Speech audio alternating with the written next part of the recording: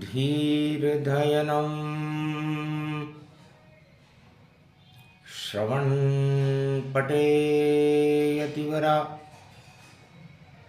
महावाक्य जनार्दन सच्चिदानन्दत्वं शरणं ब्रजेश यादवेन्द्रं दयादाता पुण्डरीक्षा क्षीरसागरशयनं कमलनयनं नमस्तुते नमामि श्रीहरि। धैर्य से जिसको धारण किया जाता है, कर्णपटकों से जिनका पान किया जाता है, ऐसे सच्चिदानंद भगवान श्री यादवेंद्र सरकार को मैं नित्य ही चिंतन करता हूँ, नमन करता हूँ। जिनको नमन करने से मंगल आदि मंगल तो हो ही जाते हैं, साथ ही में बहुत बड़ा बल मिलता है मनुष्यों। धनुर्धारी राम चले धनु के घर, पड़ गया है मलमास गुरु के घर पर। और पड़े अमावस शुक्र अस्त हो तारा, तो राम भजन करो जगत रूप संवारा।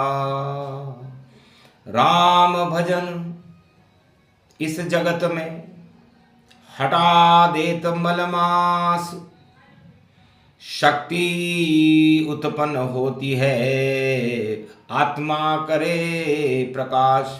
घोर अंधेरा छाई मावस, छाया है मलमास।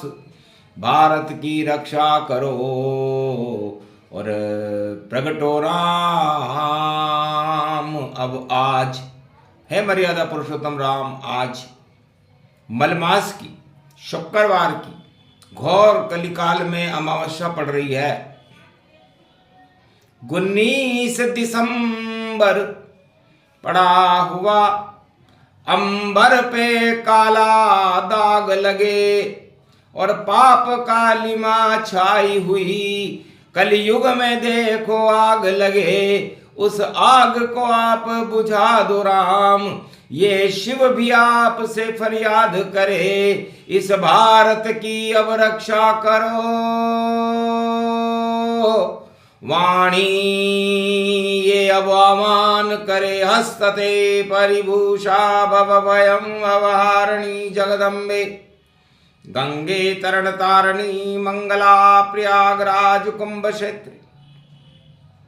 परिपाटतम हृदयं ददघं ददक्षरा, अष्टभुजा सिंहवाहनी। ओम आहवन आहवन विष्णु ब्रह्मा लक्ष्मी हनुमानं सर्वदेवाधिदेवा महेश्वरा। संत संत समाजं परिभूता भूत भविष्य वर्तमानं, भरतखंडे पृथ्वी प्रथम प्रकटं प्रकटम्। ओम आवन् आवन् देवते प्रतिपाटतं प्रकट प्रकट प्रकटं। प्रेम प्रभाओ विष्णु लक्ष्मी जगत जननी शारदा। नमस्तुते नमो ब्रह्मा आदि शक्ति सहित अंशावतारं प्रकटम्।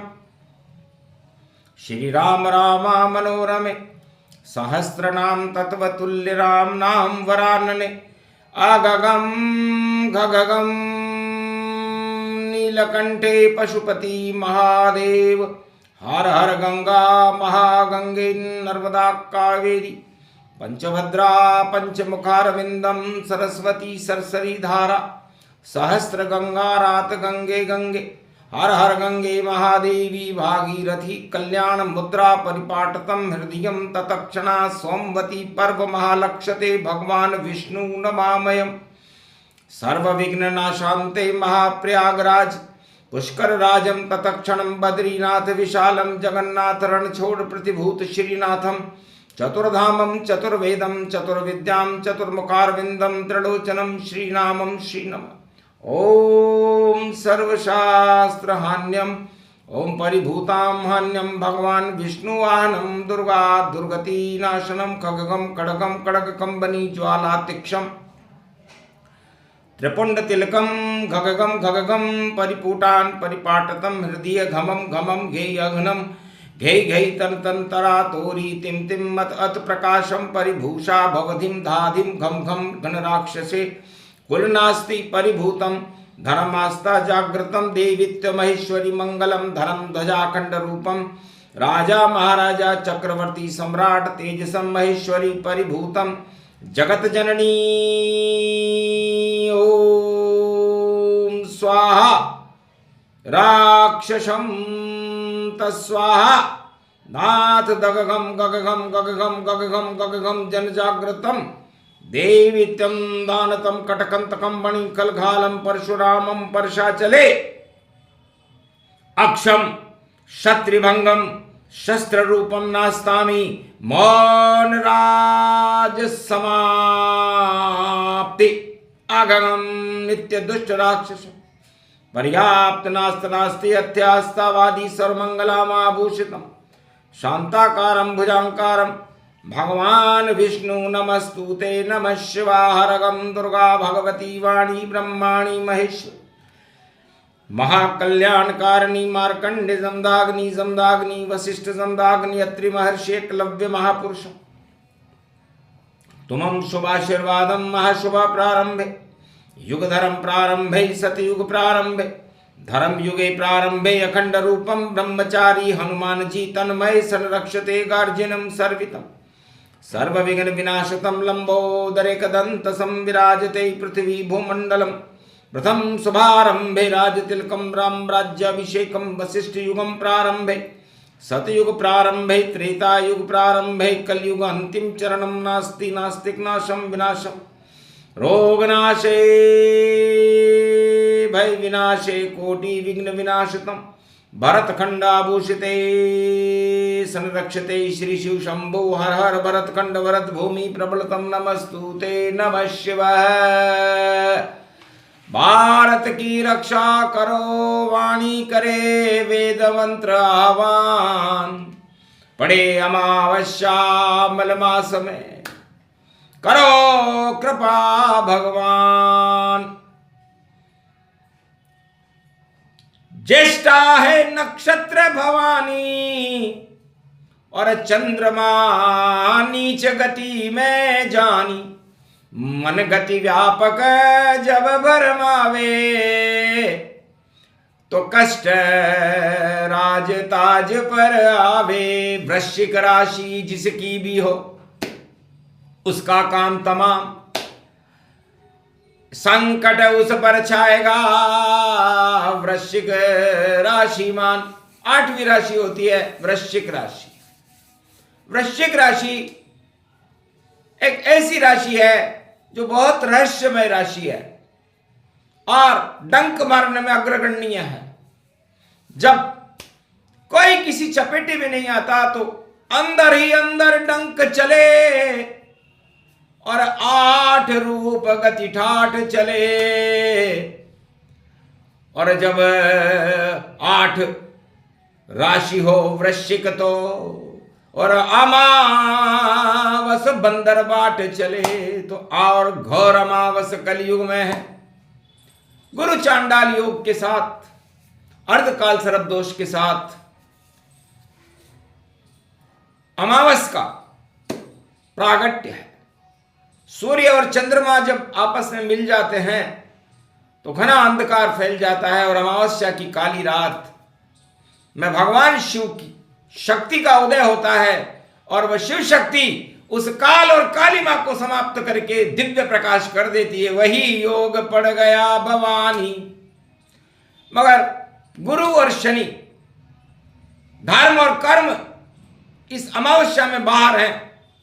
राहु केतु देखिए और सिंह कुंभ की चाल उसके बाहर गुरु मिथुन में और शनि मीन का हाल। मिथुन में गुरु वक्री होकर के बाहर हैं और शनि मीन में बाहर है। इस समय ये गर्भ कुंडली है, दिव्य कुंडली है। जब 19 दिसंबर 2025 में सूर्य का उदय हो रहा है तो जब जब गुरु वक्री गति पावे, तो कोई शक्ति घर छोड़ के जावे। राजा हो या प्रजा हो, छोड़े राज और ताज, और काल कर्म की गति है, और हंसी उड़े महाराज। ऐसा योग कलयुग पड़ा, घोर घटा गति जान, लेकिन शिव की शक्ति त्रिशूल में, और कर दे जगत कल्याण, भारत का कल्याण हो। योग प्रबल गति पाए, वृश्चिक राशि पर छाया है, और छाया असर दिखाए।